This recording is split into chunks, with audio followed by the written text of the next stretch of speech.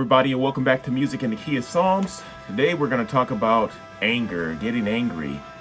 Have you ever been angry? Have you ever been to the point of where you're like so upset that you really want to lash out?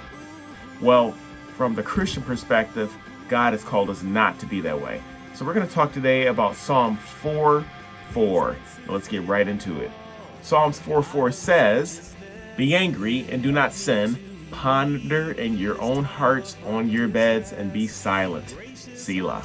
So essentially, you could be angry, you could be frustrated, frustratingly excited, or perturbed, and not sin in the process, as that would miss the mark, and that would be exactly what God has not called us to.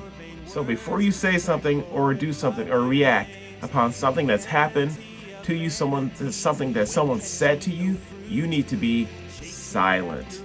There's some scripture verses that come to this about this anger and what does anger look like but not sinning.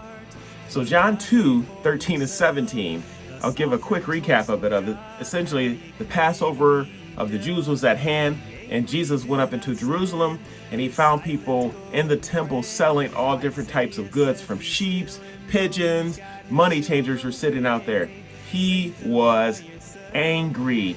So he made a whip of cords and he started driving everybody out of the temple, getting the sheep and oxen and just throwing that whip around. And of course, the Pharisees were not very happy, and these people were not very happy. The disciples remembered when he said, "Zeal for your house will consume me." So he was angry, but he did not sin.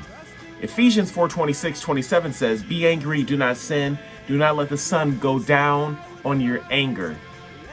Give no opportunity for the devil." Again, there are times where deep in us we're like, "Ooh, I just really want to say something," but it's something that God has called us again to actually have that self-control and to not go after those people. And so we should also take, again, going back to Jesus was angry in the temple, but he still did not sin. Think about the situation where you feel like people are mean to you, evil to you, that they purposely do things to you.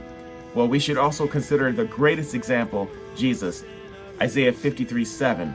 He was oppressed, he was afflicted, yet he did not open his mouth. Like a lamb that was led to the slaughter, like a sheep before its shearers is silent, so he opened not his mouth.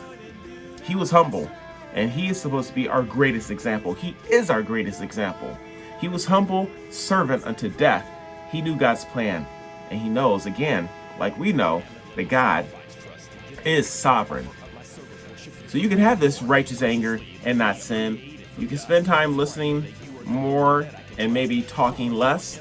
Sometimes it's better to not respond at all, again, and just listen and observe, and then just ponder in your heart, in the deepest depths of your heart, and just be quiet, as essentially that's where God can actually speak to you. So if you found this helpful, like, subscribe, comment, share. I'd love to hear from you.